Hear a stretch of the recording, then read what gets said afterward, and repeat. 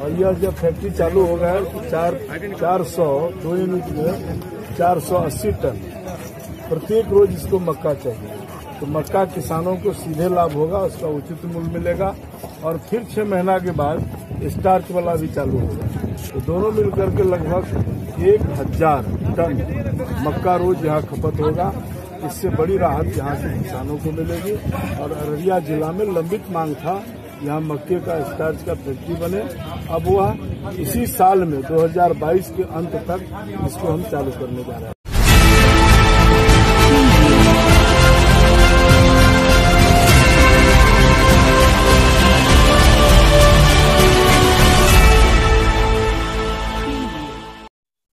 नमस्कार, सत्य से लबरेज में आपका स्वागत है। मैं हूं प्रदीप शाह। बात आज हो रही है कि नव वर्ष में अररिया माले माल होने जा रहा है। एलो गोल्ड इस क्षेत्र में करेगा धमाल। एलो गोल्ड यानी मक्का, मकई। रूस और यूक्रेन के बीच जारी युद्ध की वजह से भारतीय मकई की मांग दुनिया भर में बढ़ गई है, जिसका फायदा बिहार के किसानों को भी हुआ है। राज्य में उगाए जा रहे मक्कों की संकर नस्ल को बेहद पसंद किया जा रहा है।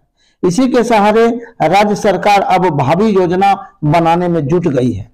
इस संदर्भ में फारबिसगंज में चर्चित तकरीबन 12 वर्षों के वनवाद के बाद मक्का आधारित स्टार्च फैक्ट्री मेसर्स ओरो सुंदरम इंटरनेशनल प्राइवेट लिमिटेड अब जल्द ही अप्रैल माह में संभवतः प्रारंभ हो जाएगा।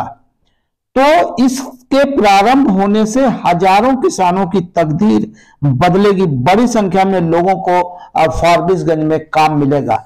हालांकि पूर्व में भजनपुर फायरिंग को लेकर, इसी फैक्ट्री के फायरिंग को लेकर मामला काफी गड़बड़ हुआ था। राज्य सरकार ने काफी मुस्तैदी से इस मामले को कई वर्षों के बाद निपटाया। एक छोटे से रास्ते को लेकर जो विवाद बढ़ते बढ़ते ये विवाद पूरे राज्य में फैल गया। फायरिंग हुई, इसमें कई लोग मारे गए। तो कुल मिलाकर के जो ओरो सुंदरम अभी फैक्ट्री है मक्के पर आधारित, यह फैक्ट्री काफी अच्छा कार्य करेगा। ऐसे कहा जाता है कि अररिया जिले में 54,000 हेक्टेयर भूमि में धान की खेती होती है। इसके अलावा अब तो मक्के की खेती बड़े पैमाने पर हो रही है। बिहार का 19वां बड़ा जिला है अररिया जिला। और ये जो मेसर्स ओरो सुंदरम फैक्ट्री है, इसमें स्टार्च फैक्ट्री, इसमें स्विट्जरलैंड से मशीनें मंगाई गई है और 200 करोड़ की लागत से यह फैक्ट्री बन रही है। 2 लाख टन प्रतिवर्ष मक्के की खपत इसमें होगी।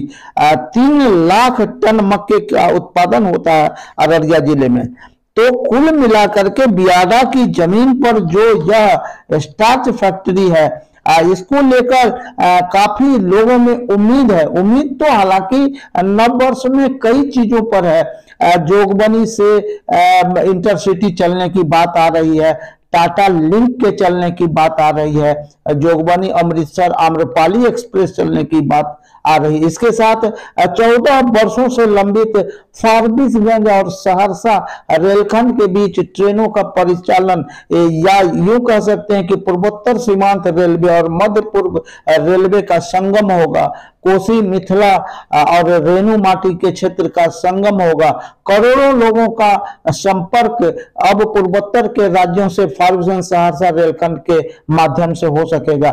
इसी रेलखंड के माध्यम से लोग सीमा पार नेपाल भी कम खर्च पर पहुंचेंगे। उद्योग बढ़ेगा, व्यापार बढ़ेगा, लोगों में एक दूसरे में मिठास बढ़ेगी।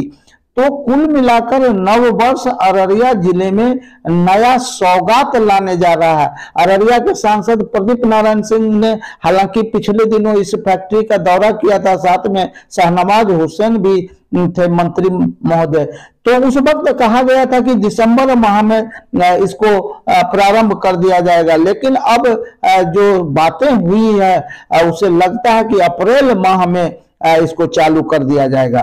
हालांकि मक्के के उत्पादन में जो पूरे राज्य में 7 जिलों ने काफी अच्छा काम किया है और इस 7 जिलों में देश के कुल मक्का उत्पादन का 9% मक्का उत्पादन बिहार में होता है।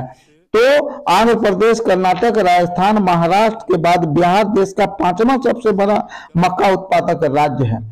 मक्का उत्पादन से के बाद अब जो बातें सांसद अभी कह रहे हैं, अररिया सांसद, उनका कहना है कि रेल के क्षेत्र में सर्वांगीण विकास होगा, अररिया जिला रेल का हब बनेगा। ऐसी ही बातें अंशुल गुप्ता मालीगांव ने भी कही। आई चलिए सुनते हैं अंशुल गुप्ता ने क्या कहा।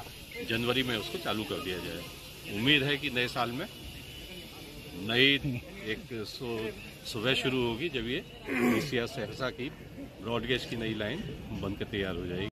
नरेंद्र मोदी जी के नेतृत्व में 2024 समाप्त होने के पहले हिंदुस्तान का रोड इंफ्रास्ट्रक्चर अमेरिका के बराबर होगा, ये वचन देता हूँ। पर विस्तार होगा और अररिया जिला रेल का हब बनेगा।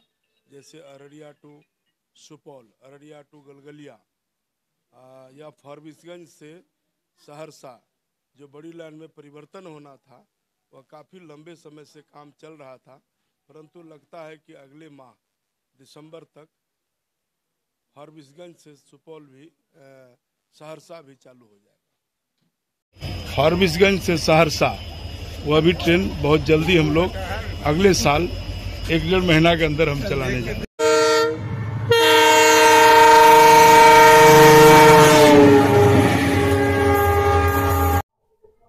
तो कुल मिलाकर के मौसम में जो बहार आती है वही अररिया जिले में विभिन्न योजनाओं के जरिए बहार आ रही है। वर्ष 2023 में काफी कुछ उम्मीदें हैं।